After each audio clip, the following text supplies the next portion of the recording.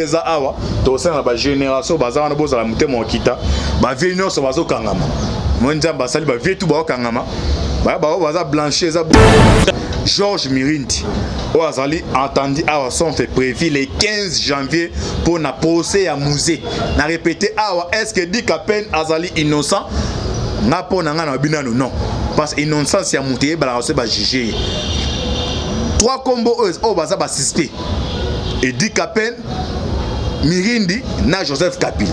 Alors Georges Mirindi a sali ba révélation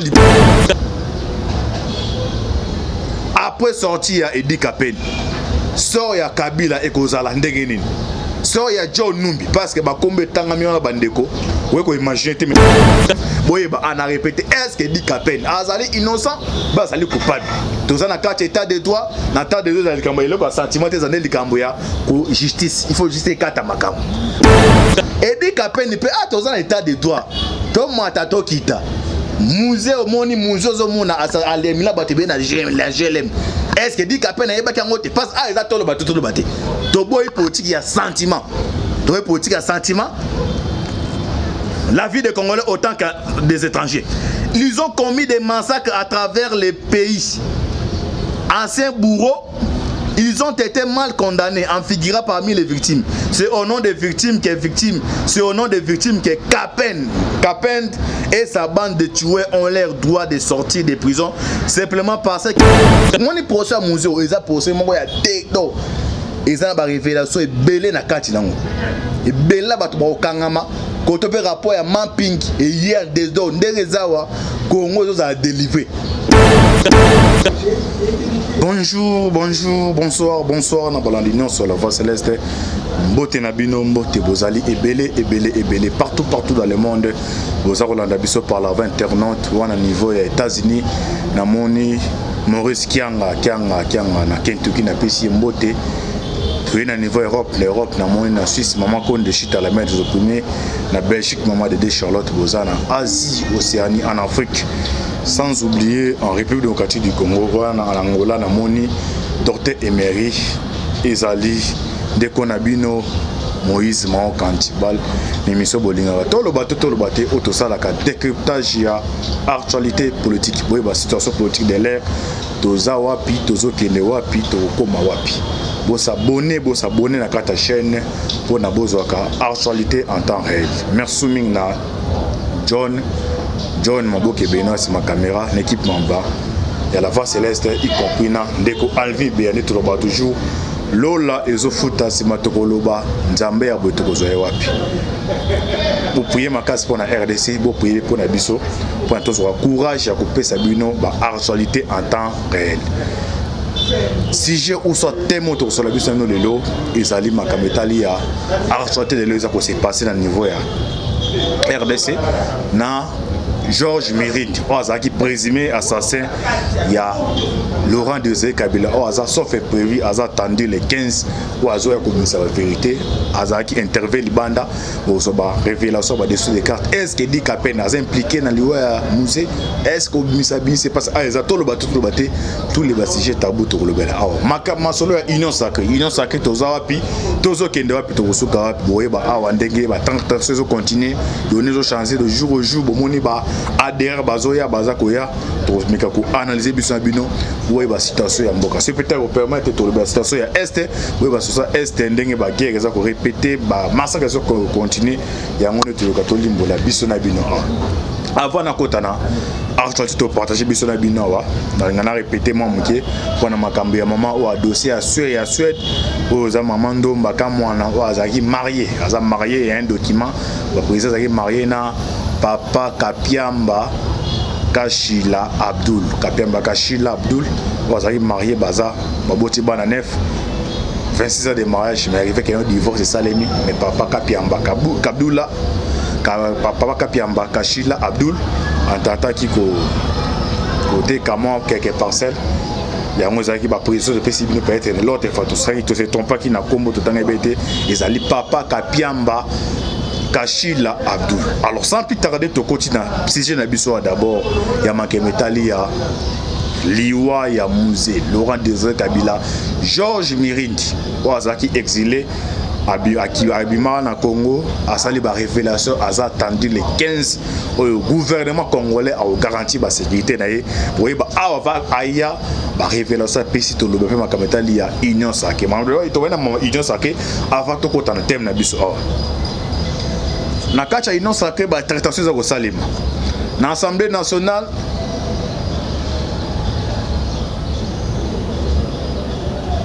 bandeko oyo ya FCC obaye basadere na union sacrée comme bezotanga maya liaou azo tête ya percho assemblée nationale côté per MNC comme bezotanga ma bazaïba azo toujours percho assemblée nationale côté ya Katumbinde jusque là comme bezoluke tanga muki ezali Moindo Zangi esika bitumbeza yango wana batractation za kosalema esuko kosuka ndenge nini tomoni Lambert Mende ayi kokutana mukonza mboka est-ce que Mende azaki émissaire ya Kabila be aye na ndenge na yemoko il faut te poser ba question wana na politique motindami aya kaneti un messager hein mutu aoya ba message na politique transmettre na ba canon mususu Ole Kabila Joseph Yemokaya Martin à travers Mutumsus. Est-ce que mène des questions pour y avoir na mukonza mboka ayaki azaki messager à Kabila mais surtout taliba révélation bien en Afrique to ye koloba kenza ba azaki messager à Kabila to éviter ceux qui vont changer parce ah ouais ça ko ina makasi boki rapport à mapping wana et bomi masolo na ebiso blogo banda kala que non jour rapport à mapping ko banda et ko zolo pesi mbwa boyi boki ba liste jusqu'à la liste on te éviter choses authentiques mais ba liste ya ba politiciens donc des awa to sana ba génération baza na boza la mutema okita ba venir so bazo kangama monja ba sali ba vietu ba kangama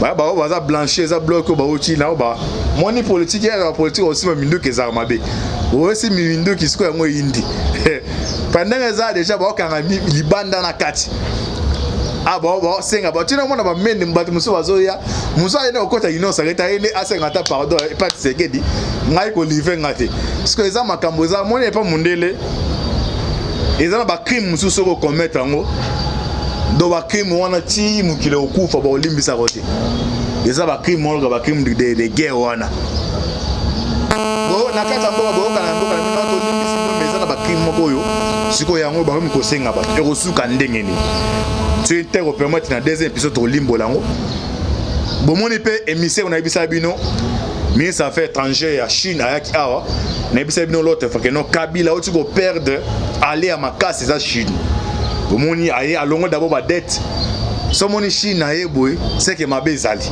donc Kabila aza penda lâcher donc bloc etikane mukeza bloc abaris wana mais petit à petit mon besoin qui n'est pas dans lâcher yango atantaki okende na niveau ya on négocier pour na akina zami mais aussi mbaté to senga na ba congolais na ça moment fakene comme na oyo ba congolais nyos à moins cause à l'étranger oyo ka kumbuye batou mais oyo to benga maza congolais et comme nous oyo to se mettre ensemble pour na to déboulonner bandeko ya FCC baki pona ko boma mboka. Alors sans plus tarder to coach na masolo ya Georges Mirindi o azali entendu awa son fait prévu le 15 janvier pour na procès ya musée na répéter awa est-ce que dit qu'à peine azali innocent na pona nga na binano non parce innocence ya muté bala se ba juger trois combos o baza ba suspect et dit qu'à peine Mirindi na Joseph Kabila. Alors Georges Mirindi a sali ba révélation libanda mboka. A sali ba révélation le 4 janvier. La révélation na journaliste ya on to analyser biso na bino boyeba. Après sortie ya Edi Kapen. Sort ya Kabila et kozala ndenge nini. Sort ya John Numbi parce que ba kombe tanga miona bandeko. We ko imaginer te mais to tanga comme les émissions lingala to tanga ba révélation ya Georges Mirindi dans le poto comme ça to limbo la biso na bino to sito kota na ba point muso etali makametali ya union sacrée boy bande maso ezo kendela awa na sengi na bino na ba kongomani nyonso ba bo moni ndoki sa nini belela to landa awa ba révélation ya Georges Mirindi ba révélation ça grave makasi bandeko to tanga le poto to limbo na lingala pona bandeko tout bas dans l'informer a tolobaka a ezali toloba tout tolobate boye ba awa masolo ya Edi Kapeni ko bimisa bimisa za malamu to poser ba question Kabila azaki mwana ya Muse comment c'est fait que non papa na yo babomiye yo zaki na pouvoir pendant plus de 18 ans otala ko yeba mutaboma papa na hote Edi Kapeni pe azaki rapproché ya Muse ndenge nini awa tozi son de cloche ya Mirindi mais tobite que non son de cloche ya Mirindi za vérité mais tozo limbola comme ça sur notre côté to analyser bandeko bolanda aboza très attentif nulle part ailleurs na kati ya toloba tene bozo actualité en temps réel. La mort de Massassou est intimement liée à l'assassinat de Laurent Désiré Kabila. On a premier son de cloche bandeko muso bi que non à terreur Georges Mirindi abi que non bato baboma museza bato yo bazaki ba proche ya Massassou oyo musée c'est une information musée de babomaka Massassou pour na linga bete coup d'état wana premier sort de cloche bandeko za très attentif boye ba ana répéter est-ce que Edi Kapeni azali innocent ba azali coupable toza na carte état de droit na ta de deux za likambo eloko sentiment te za ne likambo ya ko justice il faut juste kata makambo boye ba révélation to ça ba analyse bino boye ba awa o aza pena mutu ya ya musiko yeba eskan to kindi tolo baté bandeko bolanda membre de la garde rapprochée du président Laurent Désiré Kabila Georges Mirindi alors lieutenant fut arrêté et torturé au GLM au lendemain de la mort de ces dernières. C'était le 16 janvier 2001. L'homme vit actuellement en exil. Aza précisément dans Mboka Nini, na Canada. Georges Mirindi. Na répété awa, sont fait prévu les 15 azoya. Awa si comme moi oyo RTNC. Ndenge dossier procès ya moya ya Kameri. Les pacificateurs bat balana comme pe moi oyo. Biso to tia RTNC bawana. Nani aboma président na biso. Oyo ba na biso ba to bota ba to na biso. Troisième président za assassinat aboma jusqu'à balaraté. 20 ans to kende etira boy ya awa comme toza en quatre états de droit bozo ka ba révélation et pesa pas Georges Mirindi na répéta wa sauf préfazo kita awa les 15 bozo très attentifs bandeko bolanda.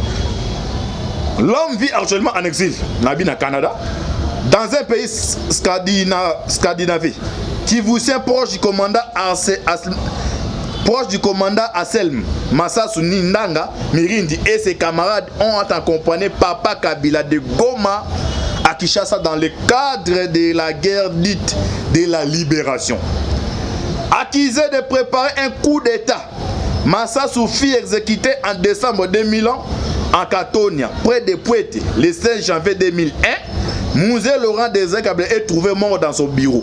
Les crimes fut aussitôt imputé au Kadogo venu de Kivu pour venger leur leader Massassou. Donc awa babi que non, bato bomi musée za ba Kadogo o bazali proche ya Massassou ni baki pona boma musée. Bande ko continuer o za ba dossier ya mukonja mboka. To répéter awa Edi Kapeni ko meza malamu te photo e banani aboma ki musée. Une version officielle qui camoufle ce qui ressemble bien à un coup d'état de palais. Pour Georges Mirindi, pour Georges Mirindi, la mesure de déclamance décidée par le chef de l'État à l'endroit des condamnés dont Edi Kapeni est un moment propice pour faire éclater la vérité sur les circonstances exactes de la mort, non seulement du président Laurent Désiré Kabila, mais aussi d'Anselme Massassou Ndanga. Pour lui, il faudrait une enquête libre et indépendante. Ah, c'est notre coach interview. Azoya Awa les 15. Edi Kapeni, bozomo na ba image les niveau ya réseaux sociaux. Boka siko awa révélation bandi ya bandeko. Na répéta na article na sto analyser na ngo bandeko.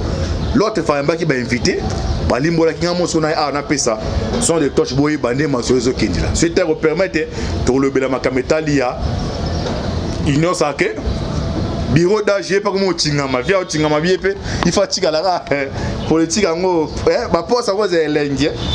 Alors, comment allez-vous? Je vais te poser une question. Je vais bien journaliste et vous, on sent que vous êtes très en forme. Pourquoi pas le changement a commencé dans notre pays? Nous avons désormais toutes les raisons d'espérer et d'être en forme. Abi changement, quand il change, il y a Tshisekedi, voilà Georges Mirindi. Il y a un biloko biso atoya ratopé Sarah. bino ba information. Yo so na problème, so na problème particulier na Tshisekedi état linga été bandeko. Problème non particulier ezande net ozawa na mukilo net ozawa bandeko. Ezana mutu mususu yena mutu na otika ndeko linga été. Parce que ko linga te rankino ozana mutu chango mutu nyonso. Obenga ndenge ni fo ozo pesa nga benjo so papa. No sala émission nango pesi mboko meka kombe.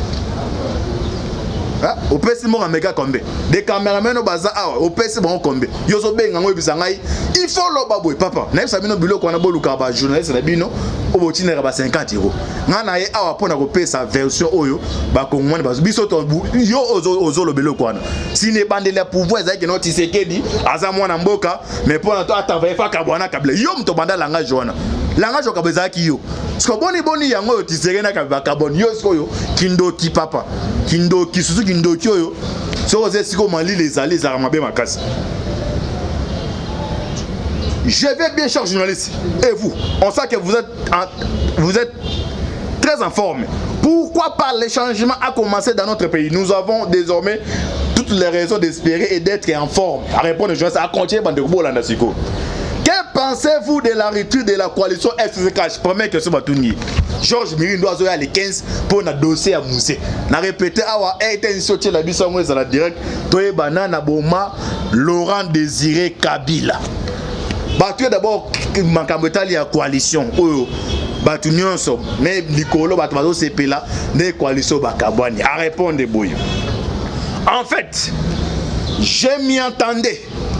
Je suis arrivé à cette conclusion en comparant la liste de l'UDPS et les valeurs qui incarnent Etienne Tshisekedi Wamulumba et les antivaleurs que charrie Joseph Kabila et tous les vautours qui gravitaient autour de lui au cours de ces 20 dernières années.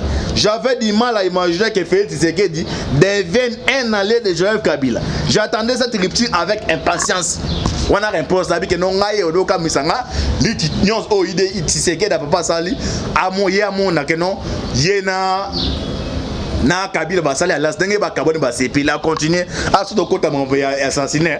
Or Hollande mission bande vous a déjà na besoin da proso yo comprendre mon solo betam. Ngamo na temps parce que nga pena bespé ko tarba 2 heures na la mukara 2 heures na zima nini cantine na zina chima ko na kati eza parmi babiloko ba konso papa na nga pesanga o ntama ndo sunga na niveau tiki na za la brillant ha 2 heures est-ce que inspiration ya pas ma politique yo ko la no RFI mais c'est menda kutena Tshisekedi et bien avec non menda e pona kokota inosare non mende aza messager ya Kabila à travers Mende à transmettre le message de Tshisekedi au Kabila. C'est ça la politique. Yo faut comprendre en côté. RTS jamais va non Mende a anésé non. Mais à travers ton bureau nous faut beaucoup makabandi. Oh la ndakato le bateau le baté. Oh na capacité sozo le politique na bateau. Yo zo décoder. On peut donc on peut savoir d'abord former ou remplacer cap. Hein? À continuer. Le président de la République vient d'accorder une grâce amnistiale au colonel Edi Kapen ainsi qu'à ses co-accusés. Quelle est votre réaction? Première question, deuxième question. Edi Kapen abimina bandeko to bakangare. Réaction des années.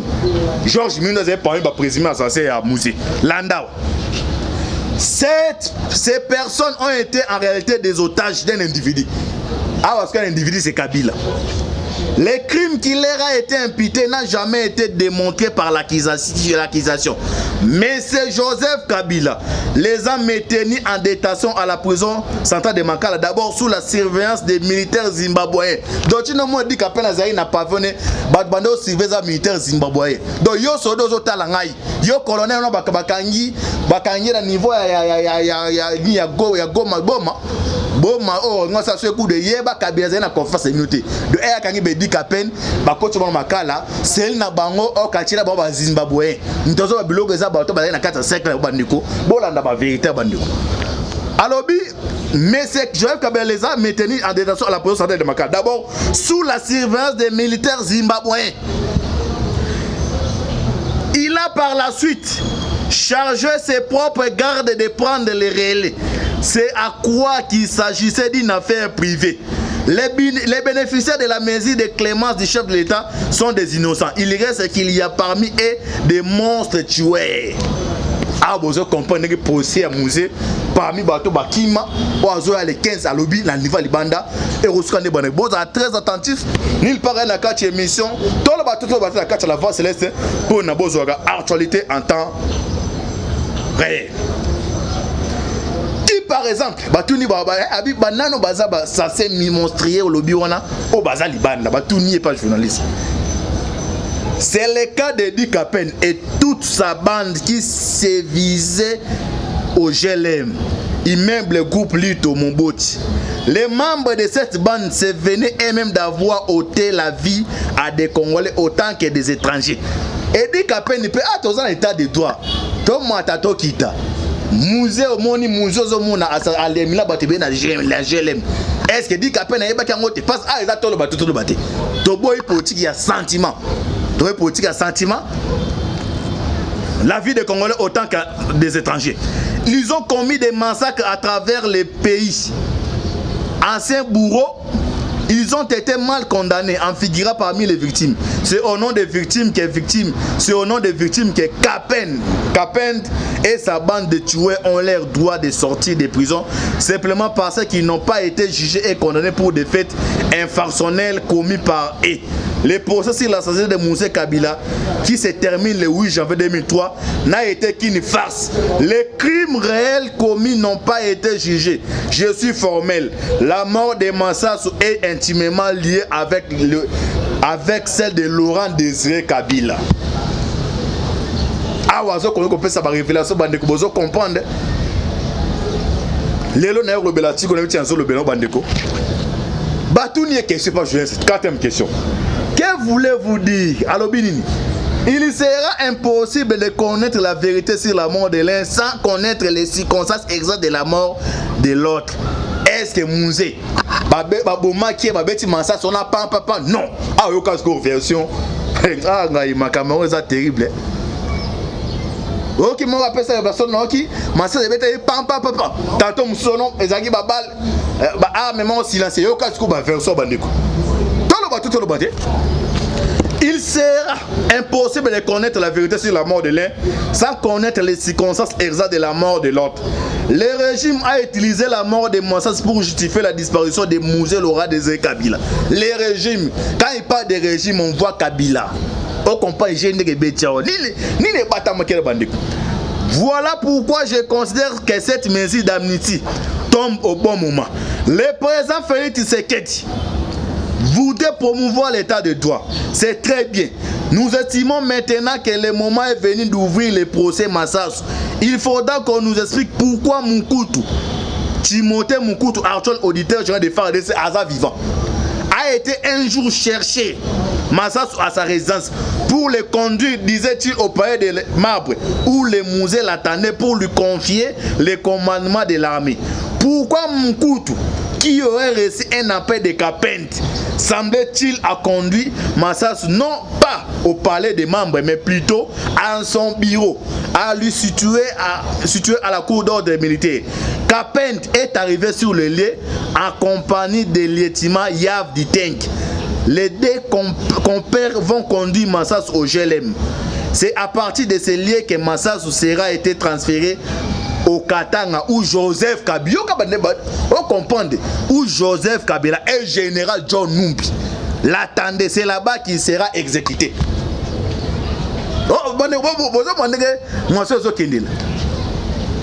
Massassou, c'est n'a pas de membres, mais il n'y a pas de membres et comme tout n'y a cinquième question. Bah, on va commander aux autres. Mais on se montre, dans le régime à Kabila, John Numba joue un rôle très actif. Aza ba pilier à régime à Kabila. Il compris na Katumba Mwaki. Ba reverser ça minine baka makasi bandeko. Tant peu zo permettre te au monde moro. John a tika 10 minutes à wato landawa. Ba tout n'est que c'est pas journaliste bandeko. On est procès à musée, eza procès moko ya tekdo. Eza ba révélation et belé na kati nango. Et bela ba to ba okangama. Quand on fait rapport à mapping et hier des dons, des rézawa, Congo a délivré. Bah démon, Monique Ndoki est comme une soupe. Que répondez-vous à ceux qui demandent la réouverture du procès sur la santé des musées des Kabila? Le peuple congolais a le droit naturel de connaître la vérité sur ce qui s'est passé le 5 janvier 2001. D'autant plus que Laurent Désiré Kabila était président de la République, était le président de la République démocratique du Congo en exercice. Des voix s'élèvent aujourd'hui pour réaliser un procès public juste et équitable. Il est temps que ces dossiers soient examinés. Le général Nawele Mukongo, alors président de la Cour d'ordre militaire, avait annoncé que le procès n'est pas clos. Dans votre ouvrage, La mort de Laurent Désiré Kabila ne nie pas c'était bien toi. Vous présentez Edi Kapen avec ironie, comme le sauveur du régime. Que voulez-vous dire? Lorsque Edi Kapen s'est présenté le 16 janvier 2001 à la télévision nationale, il passait pour le sauveur du régime, sous prétexte qu'il y avait une tentative de coup d'État formatée par Massassou. Dans cette déclaration fallacieuse, Kapen prétendait qu'il y avait des ennemis à Kinshasa et qu'il était intervenu pour sauver le régime. C'est faux et archi-faux. Il n'y avait pas un seul ennemi dans la capitale. En réalité, les ennemis se trouvaient au sein du régime. Ils ont éliminé Mouzé tout en multipliant des contre-messages pour brouiller les pistes. Ils ont prétendu que les palais des membres brouillaient des militaires prêts à passer en action, ce qui était parfaitement faux. Tout au long du procès devant la cour d'ordre militaire, Edi Kapen n'a cessé de répéter qu'il y avait sauvé le régime. Alors, question, n'habitez analyser mon keto que de cochiter. Comment, je vais surtout une question. Comment expliquez-vous l'interpellation d'Edi Kapen le 24 février 2001 alors qu'il s'est trouvé dans le cadre du nouveau pouvoir incarné par Joseph Kabila? Il n'y a aucune réponse. Ah, ce que ma commission est comme yango.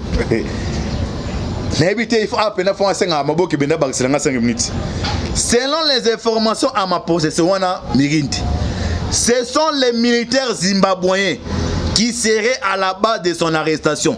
C'est l'exécution de 11 Libanais sur ordre de Kapen, de Joseph Kabila et du général Yav Nawej qui a servi de goutte d'eau qui fit d'aborder les vases. Ces militaires zimbabwéens avaient peur de porter la responsabilité de la mort de ces étrangers. Et pourtant, 3 sacs à Dogo originaires de Kivu furent massacrés dans l'indifférence totale de ces mêmes militaires zimbabwéens. Je crois pouvoir dire que l'aide de camp de Mouzé a été sacrifié par ses amis. Curieusement, Joseph Kabila n'a pas été inquiet alors qu'ils avaient chargé son bras droit, le capitaine Eric Kilenge. Eric Kilenge, Eric Kilenge. Dans le vélo, Eric Kilenge, pour comprendre. De participer à l'envahissement de 11 Libanais. Les Zimbabwéens auraient été choqués par une série d'exécutions. Massassou, Kivusien, Libanais qui s'est passé sous le jus du GLM où Edi Kapen était le seul maître à bord. Les cas où les 11 Libanais furent enterrés étaient sous son autorité. C'est ainsi que les Zimbabwéens ont fait arrêter non seulement Kapen, mais aussi le général Yav Nawej. J'apprendais plus tard que les Zimbabwéens avaient eu vent de remarquer que j'avais fait à Nono Luthula, constater Luthula assumer les fonctions de conseil spécial du chef de l'État en matière de sécurité. À savoir qu'il faut une enquête libre et indépendante pour faire éclater la vérité. Le GLM en était incapable. J'espère que Awa, moi, c'est la première piste. Auto limbo libusabino, bon compagnie m'en soit Robeta. Edi Kapen, Azobima, d'abord formatrice des rempli. Mirindi Azoya Awa, les 15. Procès au le calendrier ni. Kotope, rapport au mapping. Bakombo ya bete beleza na kati. Babemba bakombo modo terrible. Roger Lomba on a déjà. Coucou le Lombe, babombe déjà kuna. Est-ce que va comme des lettres?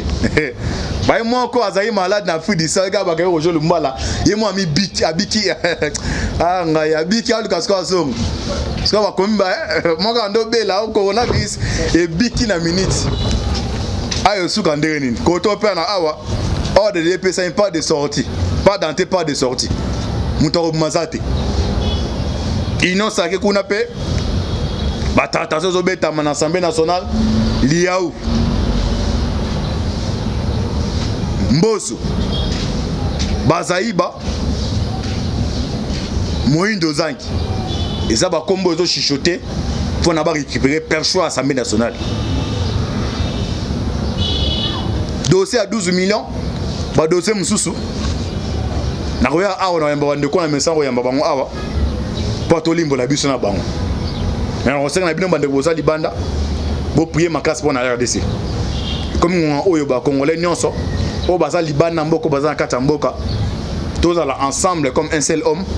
To côté 2021. Espoir ezanan. Mais ce match ya balle ata bazo mener bino 1-0 pour un mi-temps. Ceux qui va jouer na ba supporter ba espoir et perdre d'espoir pour match na pour la. Mais ndenga ine na za espoir que non Congo oyo o njamba pamboli biso apesi biso nyos.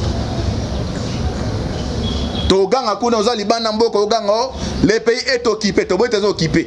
Mais ngai c'est no ba conception nga comme ko raisonner ba premier bateau ba occuper mboko za ba congolais ba ngomoko. Parce que erozo yi ba 50 millions. Munde azotinda oyiba te Rwanda otinda oyiba ngote. Kimbuta za Rwanda, il est un Congolais. Mais quand on a conscience na yibi par exemple 20 millions. Caméré pour l'instant aux Aza Congolais. Ils ont d'abord tous occupé na deux versos. Verso ya ba na mboka na verso étranger. Avant d'abord yo za diaspora za libando gang que le pays est occupé. To boy to que le pays est occupé. Mais yo mo d'abord ta conscience que no ba Congolais ba ngomoko. Baza ba hotel. Il y a des destruction en mboka oyo. Tant que conscience on est royal na kati ya mutu na biso te. Bo comprendre le remonter. Mundele azalé si des mois. O gangeli mwana ndeko ke ku wana ba tout autant na passe des mois ndé mundele azaka. Ba paye belo mona ba kiba o ba resta devant ba américain. Et c'est bazali likambo bazali ba am makasi. Ezali ba bango tout na même esprit. Quel que soit force Bachar al-Assad, Syrie, si les lois, ils ont moralité. Congolais a facile à trahir des connards. Ils ont manipulé biso, ils ont manipulé bino. Tobo était le pays occupé par des Rwandais, mais d'abord conscience na biso. Basali union sacrée, yo député et comme pour na ba bengi ça faut ba pesa comme bongo. Ça pesa $200 ils ont muké, to quitter. Donc pour na deux, donc pour na union sacrée pour na bongo. C'est que vous travaillez pour un moment, vous travaillez pour un intérêt général. C'est ça le problème.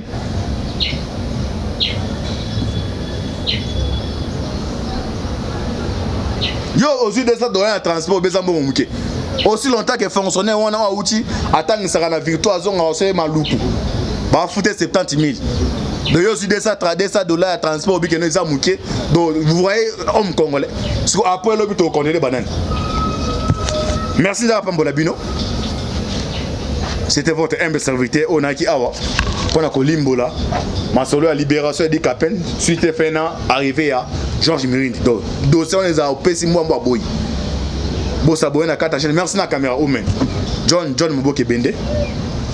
Bon s'abonner, vous partager vidéo, vous prier ma classe pour la biso. Vous avez besoin de poser des questions comment na WhatsApp. Ah bah tu me sois au Bengao 0R. Parce que 0,1 na biso eza par exemple 18h États-Unis. So ebisanga na lali obenga 0R. So na yambite yo yambaka batute non. Monte oza neto tala émission be monde ate ba otala. Yo par exemple monsieur na di États-Unis za 17 obengi boy. Wana eza biso ine ah. So ebisanga na ine atakutu babi atakutango. Donc ça sera mieux au komana na WhatsApp numéro 1 to répondre bino. On peut considérer que non na za na wela muka na yambaka bango. Tchapa mbola bino. Affaire à suivre. Ciao.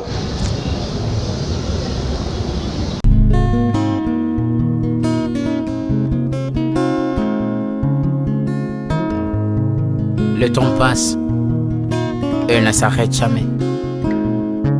Alors réveille-toi mon ami. Et tout ce qui nous quitte chaque jour, laisse que cela nous serve de leçon. Car à chacun son jour, à chacun son tour. Peut-être demain sera ton tour. Alors réveille-toi et prépare ton âme. Car un jour.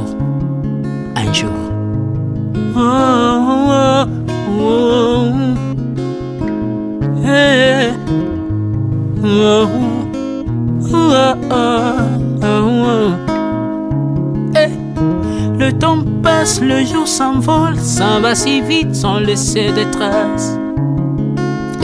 Comment faire pour l'arrêter, car il nous amène vers le jour de départ. Yeah.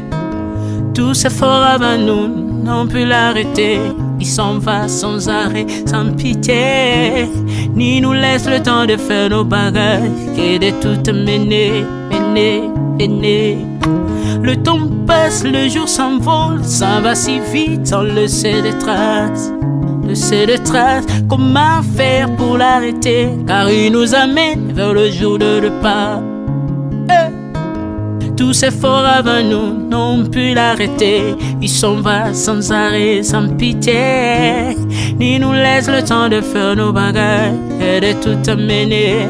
Il s'en va seul sans nous. Faut mieux perdre tout plutôt que de perdre son âme, À quoi bon tout gagner, ben sera que vanité. À quoi bon tout gagner, perdre son âme si l'on est censé de tout laisser.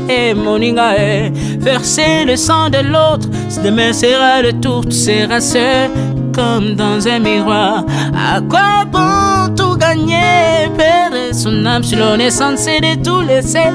Moninga, verser le sang de l'autre, si demain sera le tour, tu seras seul comme dans un miroir. Où tu rendras compte devant le Seigneur toute ta vie sur terre. Après avoir tout gagné, l'on s'en va seul, sans rien amener. Faut mieux perdre tout plutôt que de perdre son âme. À quoi bon tout gagner, demain sera que vanité. Faut mieux perdre tout plutôt que de perdre son âme. À quoi bon tout gagner, demain sera que vanité.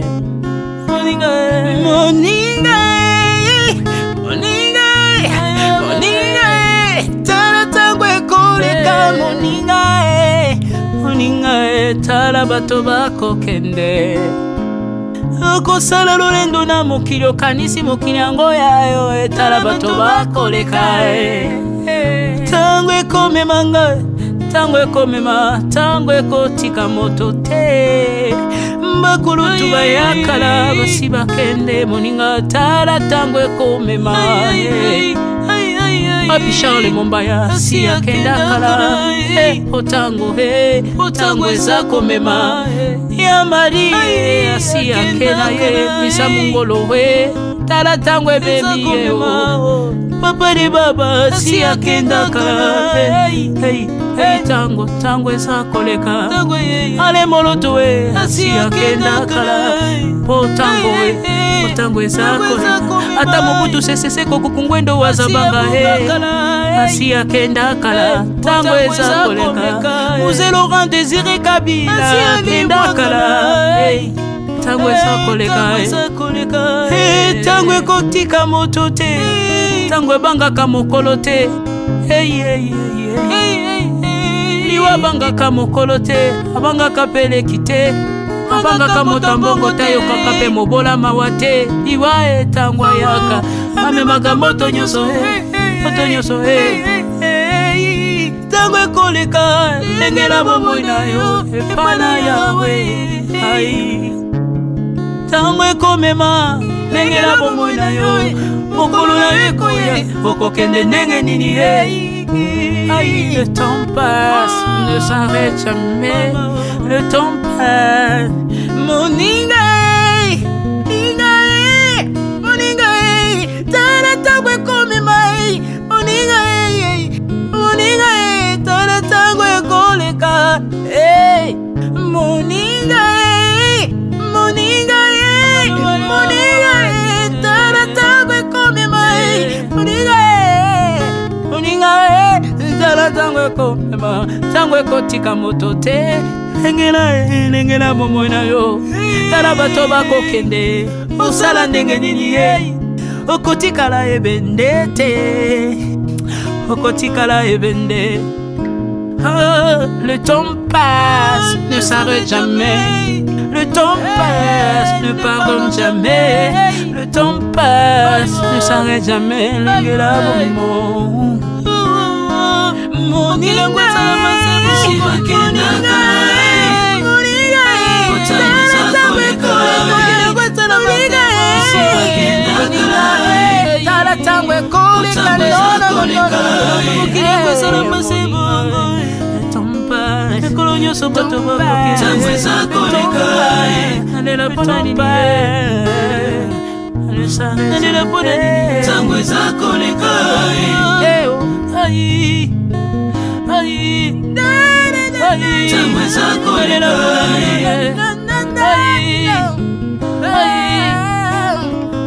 Tangwe zako le temps passe. Oh, Alvin et Béa.